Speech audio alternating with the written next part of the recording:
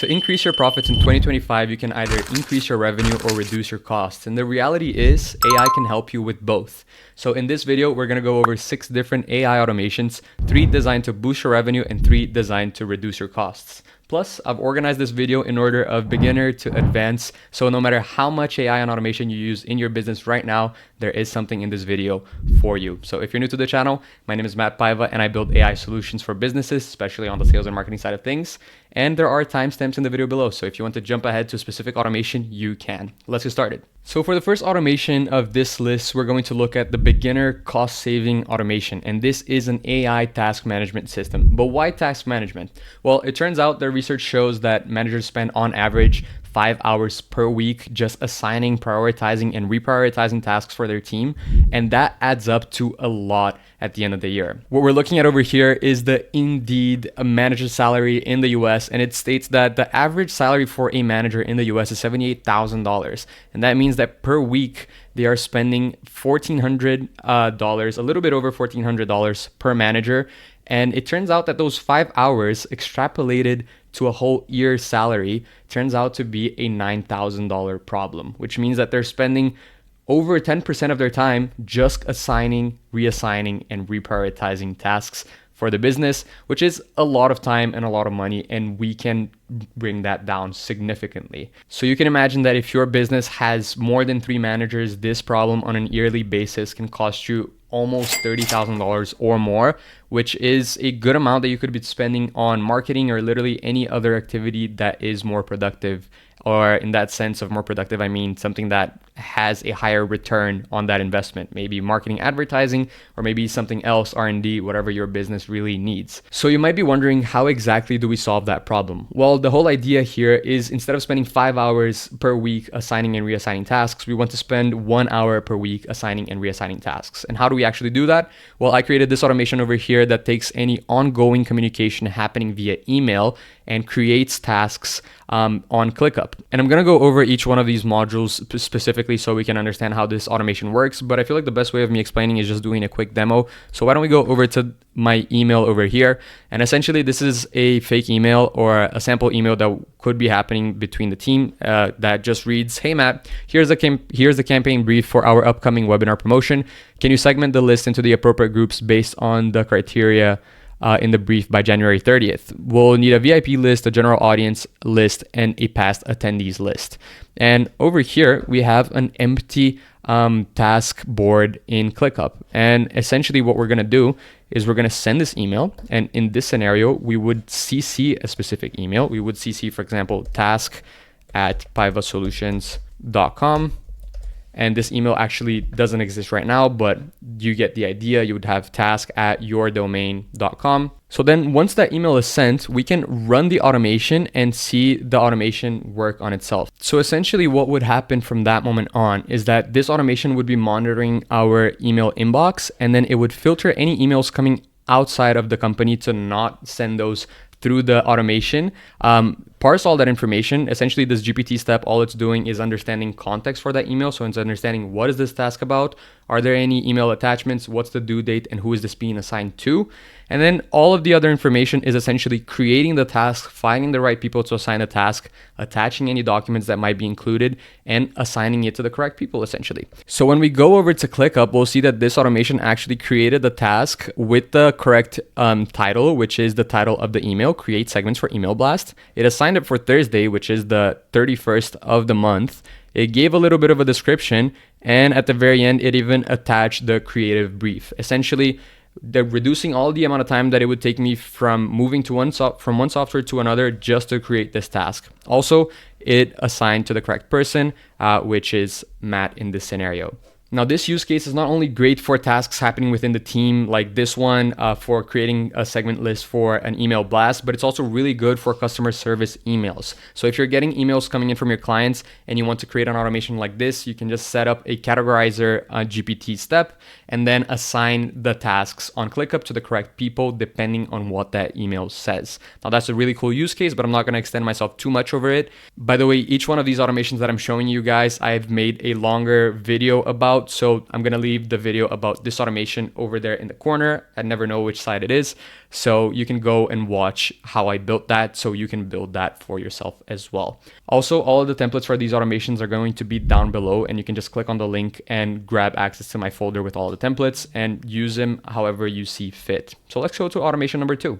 So moving on to our intermediate cost-saving AI system in this scenario, we are going to build a custom GPT trained on a company's internal SOP documentation. But why are we doing that? Well, McKinsey did a study and they found out that on average, an office worker spends about 9 hours per week just searching and gathering information to do their jobs. And that can add up to be a $13,000 problem per employee of your company. So you can imagine, just by simply multiplying that number by the amount of employees that you have, how much money this is costing to your business. And it's definitely a lot. So what are we doing to solve this problem? Well, we're training a GPT on our internal SOP information so we can streamline that data gathering process, so these people are not spending 9 hours just searching and gathering information, but instead spending a lot less.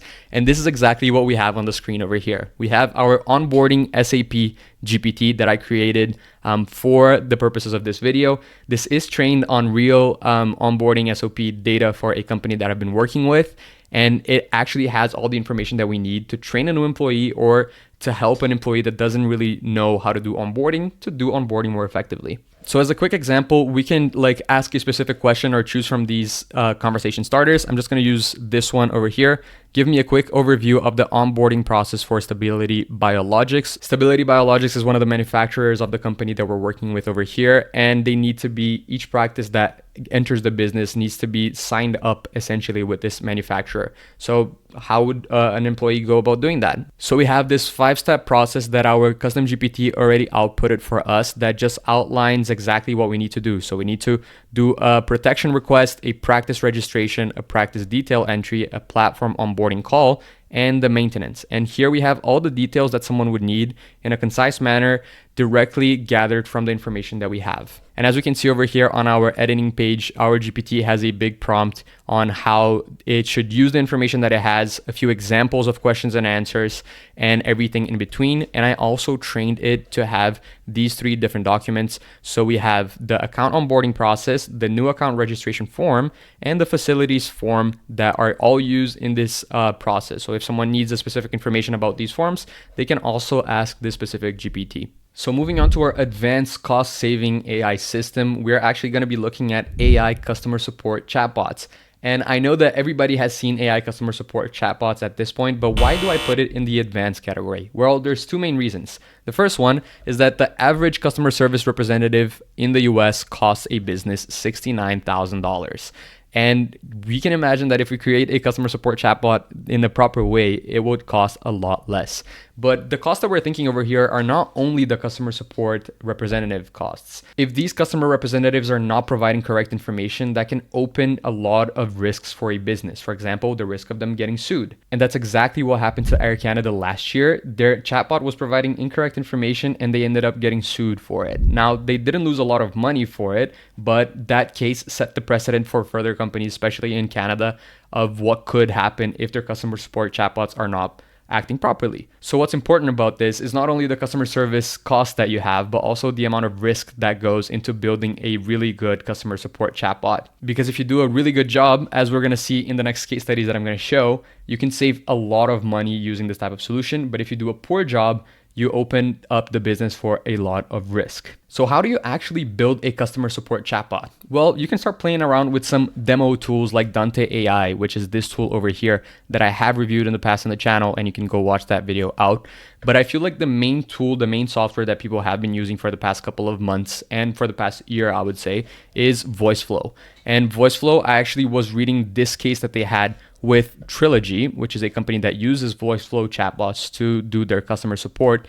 And they claim that 70% of their customer support was automated. And not only that, I was really impressed by this piece of data that I saw over here. This graph over here just completely blew my mind because it shows the AI resolution rate week over week. This essentially means how many of the tickets that were being generated by the company, like the customer support tickets, were being resolved by AI. And the first few weeks, we can see over here that it was 6%, 12%, very low ticket resolution rate, but over the weeks, it just kept skyrocketing until it reached 59%. And now they're claiming that 70% of the tickets have been resolved by AI. Now you have a team with a lot of free time. So you can either offload all of that responsibility to a third party, reduce the size of your team, or use that team for more productive tasks, things that are directly related to revenue generation or customer satisfaction. I know that in this scenario, customer service and customer satisfaction are really likely to be correlated, but just imagine on what they could do with that amount of time. Okay, now with that in mind, there's 3 things that I would like to encourage you to do when you are building your customer support chatbot. The first one being contact someone that builds them professionally, because like I said, you can be opening yourself to a lot of risk if this is not done properly. 2, do your research. And 3, use voice flow templates. So what do I say about do your research? For example, I have the HubSpot website open over here, and I was playing around with their customer support chatbot, and it's actually really, really good. It starts with a little bit of just an introduction and asking what do I want. So I can start by either clicking a button or writing a message. Now let's say I want to ask, do you have personalized emails in any of your plans? And I send that right away. And it says just after a few seconds, yes, HubSpot offers the ability to personalize emails. So it gives me a little bit more information. It lets me know what it's used for, and it asks me if this was a good answer. Now, labeling answers is really important for AI. I'm going to say this was a good answer, and it's probably going to ask me if I would like to do next, if I want to chat with sales, ask another question, or end the chat. Now, I've noticed that if you ask a really broad question, this chatbot, for example, does follow-up questions until it understands the intent of the user. Now, that's really important and really cool to see that the HubSpot team actually built that, because it avoids hallucination to the best ability that the system can. Now, what I was talking about the voice flow marketplace, we have a lot of information that we can take from this as well. As we can see over here, there are a lot of different templates that can be used. For example, if we were looking at a hotels chatbot, we could use the hotels.com one, or a Shopify one that helps clarify where the orders that someone did are, for example. That's also really interesting. And they have a ton of other templates that we can play around with just by clicking on their templates menu. So let's look at this like AI powered hotel booking assistance, for example. You can see that they have a big button that you can get the template and import it into your voice flow workflow and just start using it right away. They also have a video explaining exactly how this works, and you can just see each one of the workflows and each one of the capabilities of the system. What integrations do they have?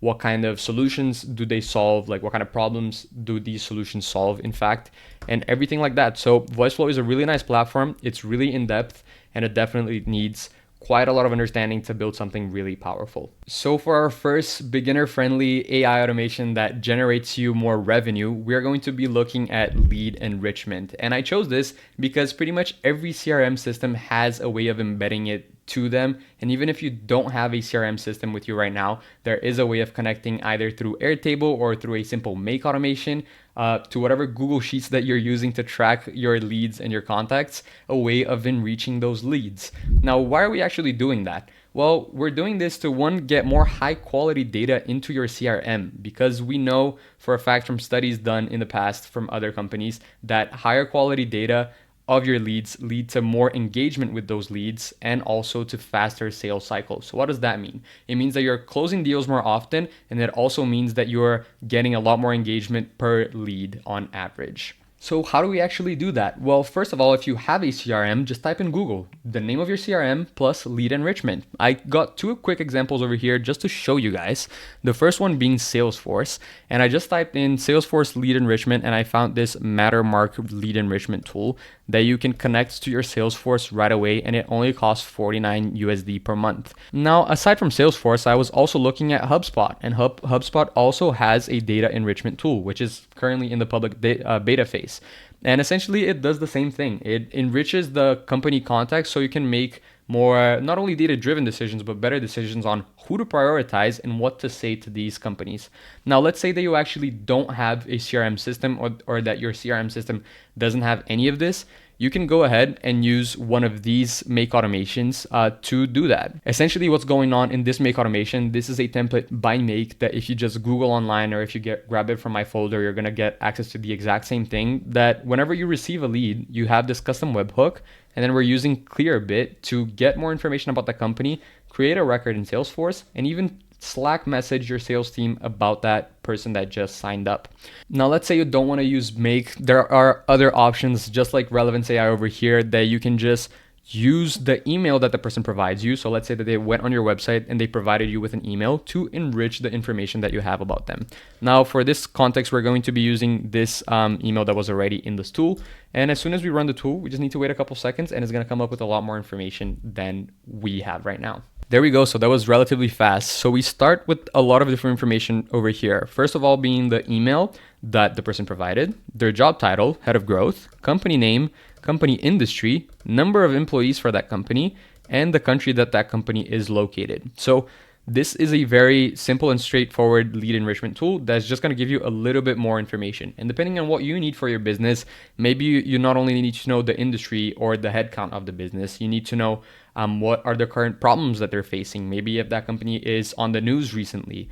You can also add that information to any automation that you're running. Maybe not to the native ones that we were looking before, like HubSpot and Salesforce, but if you're building this using Make or Relevance, it should totally be really doable and really easy to put together. So moving on to our intermediate AI automation that generates more revenue for your business, we're going to be looking at an AI automation that creates content on a daily basis for 4 different platforms. Now, why are we looking at this? Well, content has a lot of advantages for businesses. Not only it is super high leverage, meaning that you create it once and then people can watch it for an eternity until you take that video down or until you take that piece of content down, but it's also one to many. So you make it once and many people see it at once. But being high leverage is not the only reason why businesses should be looking at making more content. Well, we know that companies that make more content actually experience a cheap cost of acquisition per customer, which means that they get customers for cheaper, and in a B2B context, that can be a huge difference, but also they have a high sales conversion rate, which means that not only they get people coming in for cheaper, but they also convert more people that are coming in, which means that they increase their revenue a lot more than businesses that don't use content. So how are we actually going to do that? Well, we're going to use this AI automation that essentially creates 4 different pieces of content based on an RSS feed. So essentially, we input a keyword on Google and we create an RSS feed. So whenever something is uploaded that is new, like a piece of news about a specific topic, we can go and create content about that topic. And essentially how this works over here is that this RSS feed is triggered once a day or however often you want to be creating these pieces of content. And then after that, we use Perplexity AI to research, and we have this router that essentially creates one piece of content for each platform. Now, as you can see over here, I disconnected my Twitter just so I can create this example and show you guys how the outputs look like without actually posting on Twitter for the sake of this. But just for context, we're creating content for Twitter, LinkedIn, Instagram, and Facebook. And as you guys can see over here, we have 2 ChatGPT steps or GPT completion steps. That's because we're also creating images for this scenario. So how does this actually work? Let me show you. Let's say like it's the beginning of the day and you want to create a piece of content. This automation would automatically run at like, let's say 8 a.m. or something like that. And then it would start creating the pieces of content. So by 9 a.m., when your marketing content director is coming in, they can take a look at what are the pieces of content that are being created, and they can go to that Google Sheets that is connected over here and start editing those pieces of content. So essentially, you have a very good first draft to start working off of. So here, for example, this is the piece of content that I created today for LinkedIn, if I'm not mistaken. And it's talking about DeepSeek and, well, essentially what DeepSeek did yesterday to NVIDIA and everything that happened with NVIDIA and the stock market in general. So we're going to create content for all of these different channels. This was Facebook, and we have LinkedIn, Instagram caption, Instagram image, and an approved column.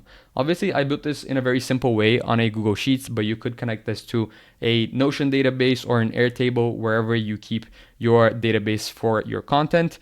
And the cool part about that is that not only we have the texts, but we also have the images generated. So let me just pull up our last post. So this is the post about DeepSeek, and our AI even generated an image that we can use to post. Now, you might choose to use that image or choose not to, but just the fact that we are able to do this all automatically without having to touch anything is really cool in my opinion. Now, just two quick considerations about AI generated content. Well, I've heard from a lot of people that AI generated content is just not good. And unfortunately, that's just not true. There was research done by an MIT professor that essentially compared AI generated content to human generated content and then put it to a blind test for students. And when students didn't know who created the content, they tended to prefer AI generated content.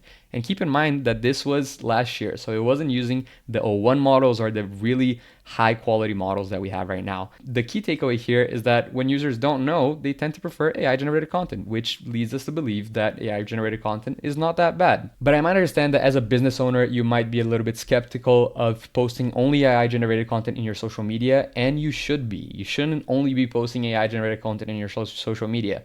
Content has a really big advantage for businesses, and it can be something that sets you apart from competition.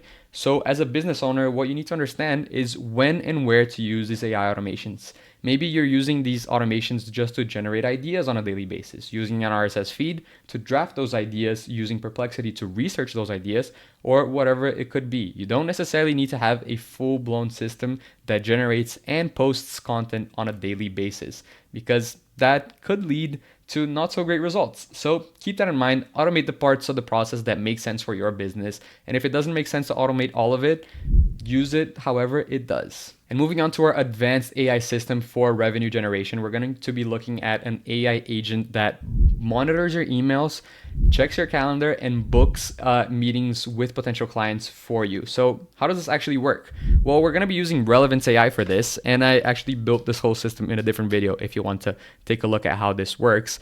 And what you're going to need to do is connect your email to this Relevance AI agent, and essentially it's going to monitor your inbox. So let me just save the changes quickly over here. So essentially how this works is that this agent is going to be looking at the emails coming into your inbox and is going to figure out if that email is requesting a meeting with you or not. And if it is, it's going to check your calendar to see if you're available to actually book that meeting with you. So let me show you a quick example. Let me send an email to my email requesting a meeting. All right, so we just sent this one-liner email really quickly to the email that is connected to our agent saying, can we have a call tomorrow at 4 p.m.? I want to chat to you about an AI automation that I want to build.